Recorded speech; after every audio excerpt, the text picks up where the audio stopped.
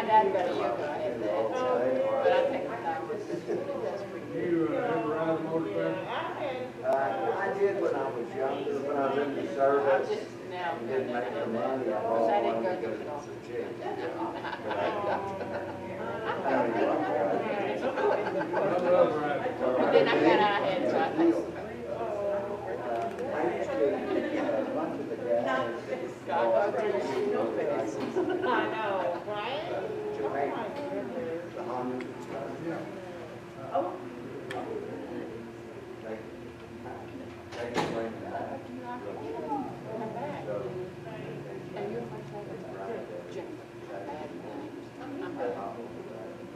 Am I in your chair? No, you're not. I ain't got on that chair.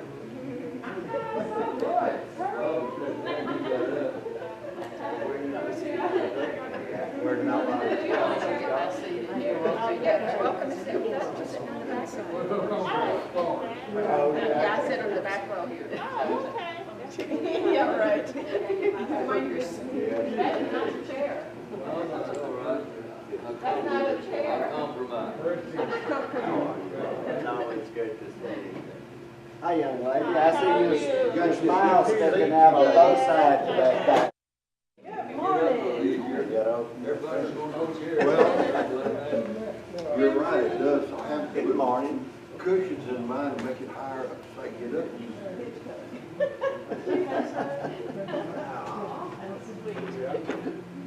Good to see you. Good to see you.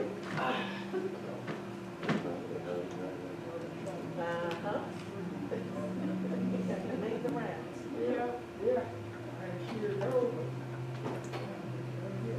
Hey, Mark. Good to see you. Good to see you.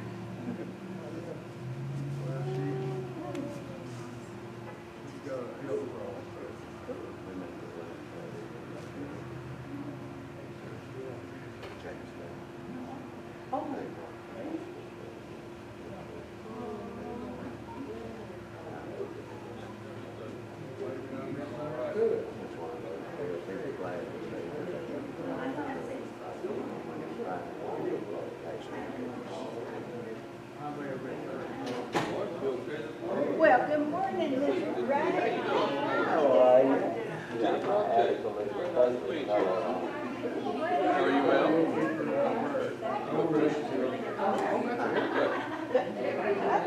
It's just now growing out. Well, I got a new. You got a new style. There you go.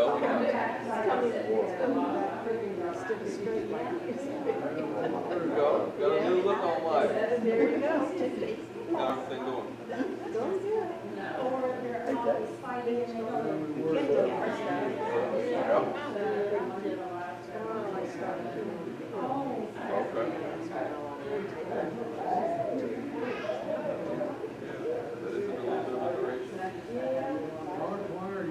I don't think it's quite the. Everybody wanted these chairs. Quite the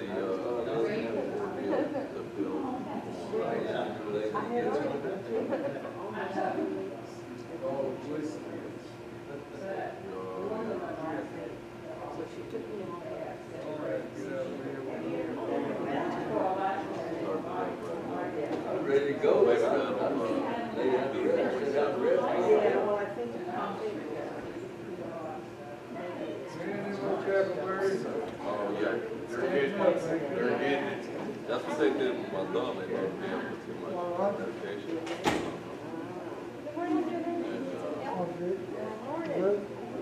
It got me in trouble. yeah. I thought I was having a heart attack. I mean, I had a lot going on. Good morning. How are you?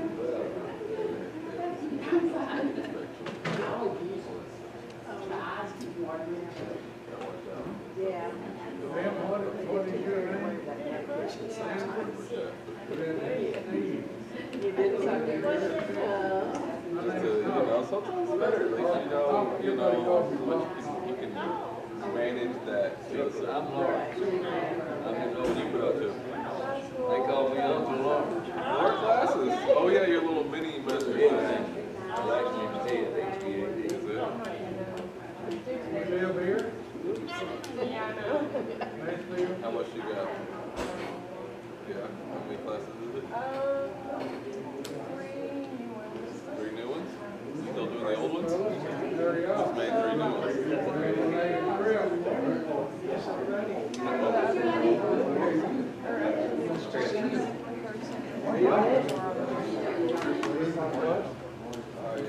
I never did the online classes. They just made me talk to, they made me do a lot of, like, here. Yeah.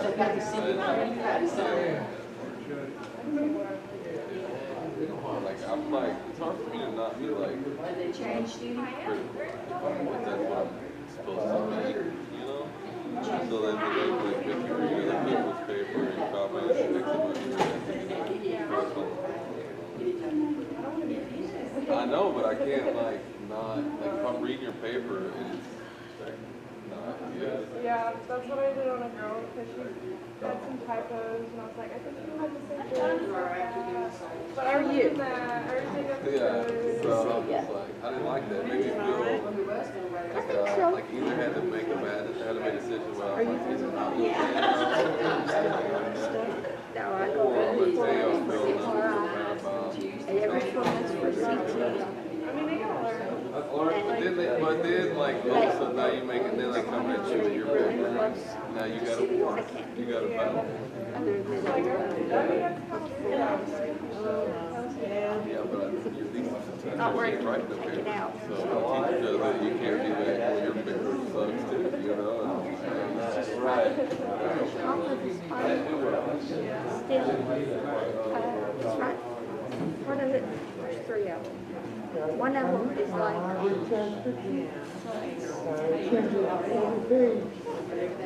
I'm not sure about it. I take one. I take the first. But I take out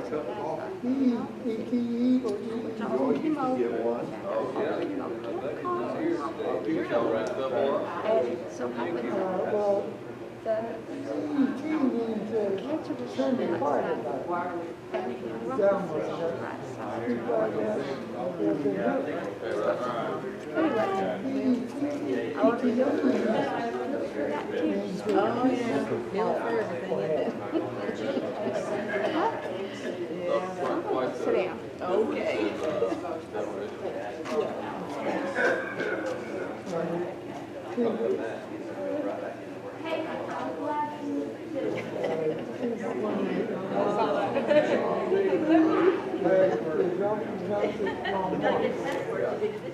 Well, you know, I mean, you know, sometimes they just, you gotta get that book out, you know, I guess.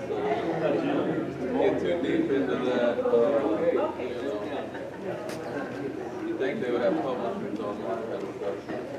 How are you, brother? Who is preaching tonight? Good morning. Jake? Yeah, Jake's preaching. No. Probably don't want it. Seems like a big germ. No, we don't want to put your. No, we don't. You're okay.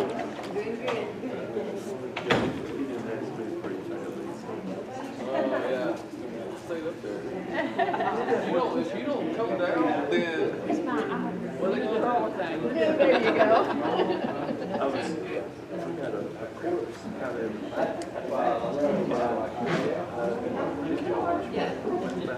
Did a couple songs. Went back, came back at it. Yeah, I was stuck to yo-yo.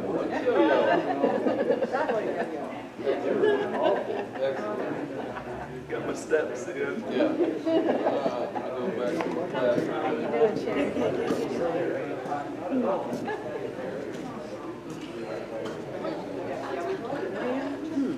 I might go to.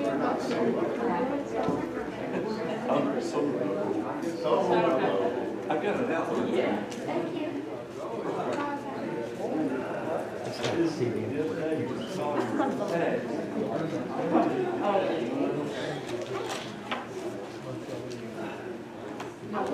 brought my cabinets one. Yeah. Yeah. I'm gonna pull this up just a little bit. Oh, man. Yeah, I printed out, just in case this dies. I mean, now I have my regular Bible. This one has a regular. I have a translation. Yeah, look at it fast. Oh, yeah, as long as the camera pans across.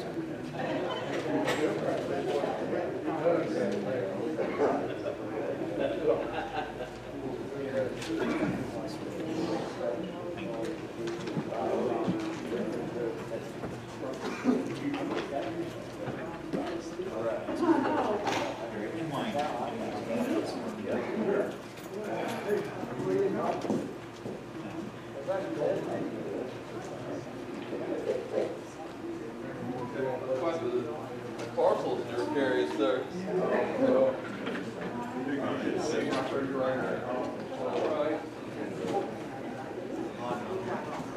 You want to share? Yeah. We can do that. What's this? You show me. Right? Seconds.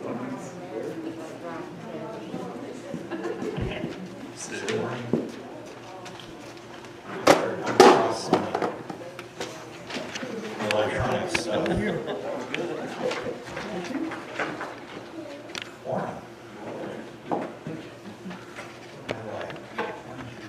Five people said mess.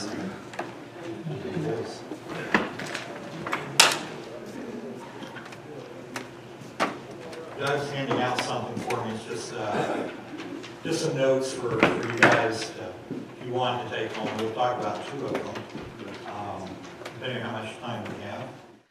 We're some of you, this may be old hat, but it's worth going through more than once. And what it is, we're going to be in the book of John for the most part. There are some interesting things about John. There's the prologue, that first chapter or so that we're all familiar with, that starts off, in the beginning was the Word, and the Word was with God. He was with God in the beginning.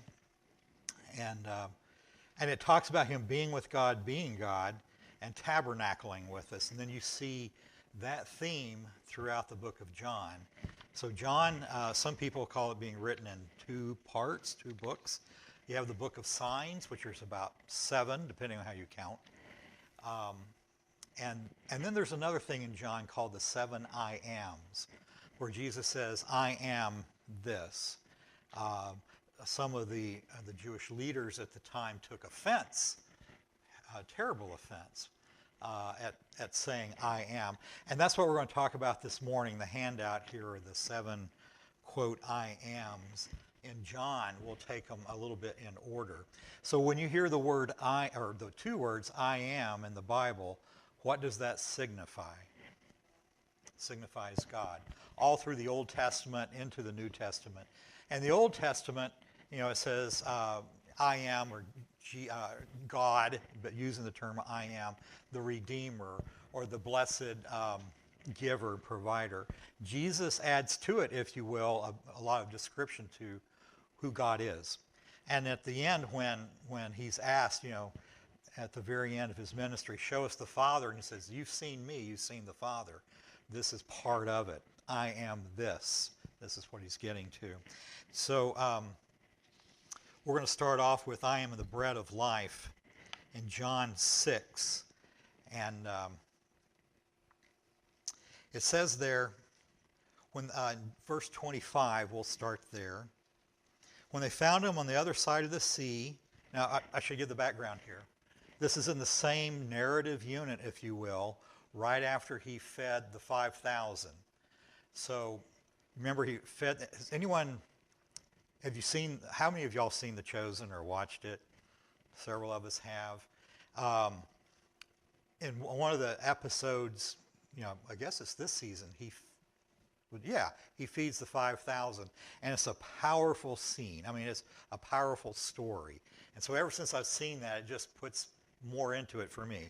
But he has taken the 5 loaves and the 2 fish and blessed it. They pass it out. They bring in back 12 baskets. After that, that's got a lot of attention. Obviously, the multitudes, if you will, there are 5,000 men that went and followed him, plus the others. And now they're looking for him the next day after this great sign, and they don't find him.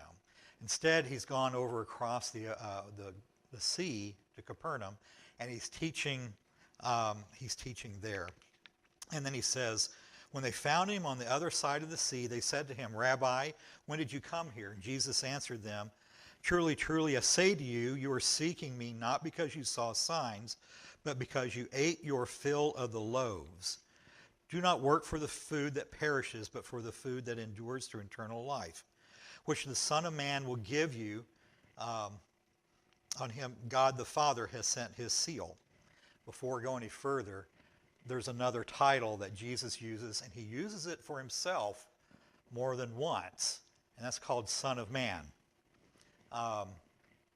What do you understand that title to be? Barbara? Jesus, it is. But it comes from the Old Testament. Ezekiel used it a lot when it was referring to himself. Oh, Son of Man, usually in little letters. He was the Son, he was immortal. But in Daniel's vision of the empires, one after another, it ends with, I saw one coming on the clouds like the Son of Man. So he looked like the Son, but he's presented to the Ancient of Days. The Ancient of Days is in his court, and books have been opened. And he comes to him, and upon him it says, and to him was given dominion and glory and a kingdom, that all peoples, nations, and languages should serve him. His dominion is an everlasting dominion which shall not pass away, and his kingdom one that should not be destroyed. So when Jesus says the Son of Man, this has a history to it. There's been a major prophet in the Old Testament during the captivity who spoke of the Son of Man. And Jesus is making an allusion here. I'm here. Okay. Then he said to him, they said to him, what must we do to do the works of God? And he said, this is the work of God, that you believe in him who he has sent. So they said, well, what do you do? What may we see and believe you? Well, they're testing him, right? They want to know. If they were there the previous day, wouldn't you think that would be a little bit of a sign? Our fathers ate the manna in the wilderness, as is written, he gave them bread from heaven to eat.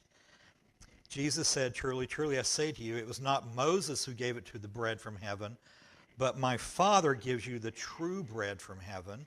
For the bread of God is is he who comes down from heaven and gives life to the world. They said to him, give us this bread. Jesus said to them, I am the bread of life. Whoever comes to me shall not hunger, and whoever believes in me shall not thirst. Okay, so he's taken the previous day's activities, he was preaching to them, but he fed them, right? That miracle of being fed when there's no food, what does that sound like?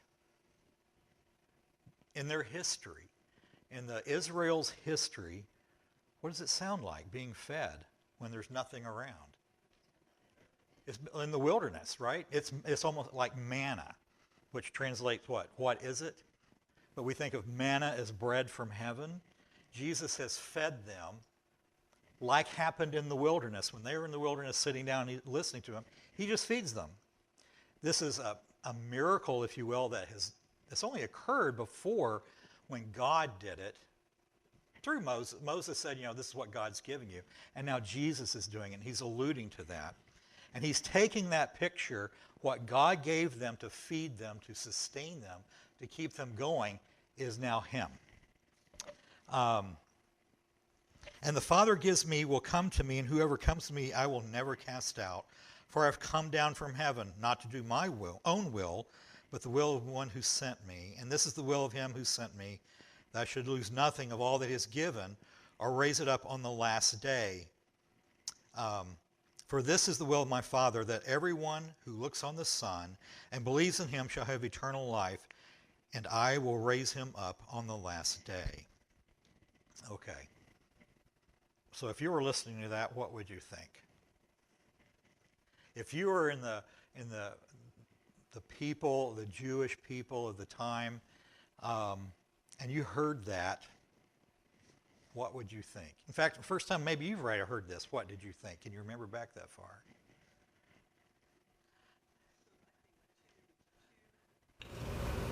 Reactions. One, some believed, and others didn't. He's crazy. Absolutely. And to repeat for those online, I should remember to do that. What Barbara said was that some believed and others thought he was crazy. And that's an important point because we're going to get to that. This was hard because he goes on to say the Jews grumbled because said, I am the bread that came down from heaven. So there's a couple of things there. I am bread and I came from heaven.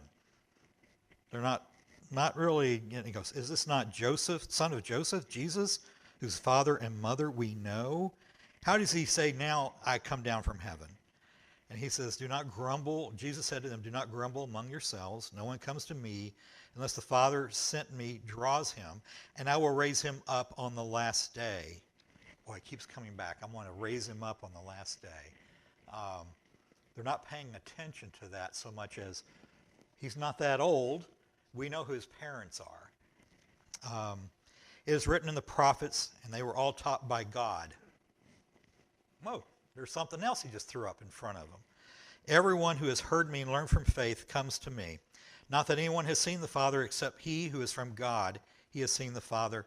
Truly, truly, I say to you, whoever believes has eternal life. I am the bread of life. Your fathers ate manna in the wilderness, and they died. This is the bread that comes down from heaven, so that one may eat of it and not die. I am the living bread, and I came down from heaven. If anyone eats the bread, they will live forever. And the bread that I give for the life of the world is my flesh. Oh, now that really loses them. And it's not only, it's everybody. It's really everybody. Wow.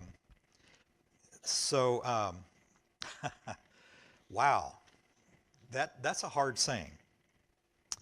So the Jews disputed among themselves, how can this man give us his flesh to eat?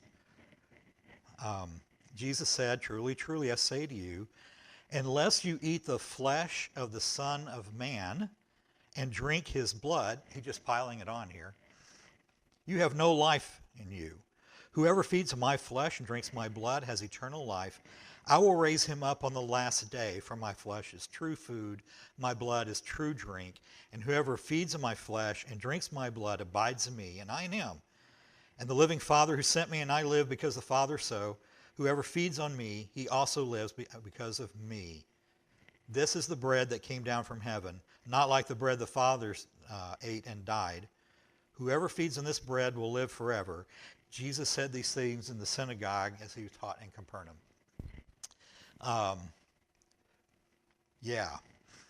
And the disciples heard this, and they said, this is a hard saying. Who can listen to it? But knowing they were grumbling among themselves, said to them, do you take offense at this, that what you were to see, the Son of Man descending to where he is before? Is it the Spirit who gives a life? The flesh is no help at all. The word that I have spoken to you are spirit and life. There are some of you who do not believe. For Jesus knew from the beginning those who did not believe and who it was who would betray him. And he said, this is why I told you, so that no one can come to me unless it's granted by the Father. Okay, it goes on to say, many of the disciples turned and followed him no longer. And Jesus looks at him and says, are you going to leave too? And he's talking to the disciples who are left. Peter answers, you have the words of life. But was it a hard saying for them? I believe so. Yes. Well, the ones who are left anyways. This was hard. because you know, are we talking cannibalism, right? There's not too much of a rabbit trail, but there's a book called In the Heart of the Sea. And I love the book. It was written by kind of a historical author named Nathaniel Philbrick. In fact, they made it a movie, but the book's a lot better. And it's about whalers from the East Coast. When they whaled out the Atlantic, they would go around the end of South America into the Pacific to find whales. They'd be gone 2 or 3 years at a time to fill their whaling ships. And this is about the Essex, which Moby Dick is based on. And so the Essex, real life thing that was sunk by a whale, and then their survival in the Pacific. The winds would have given them into the South Pacific Islands. They could have sailed there on the boats that they had, the whaling boats.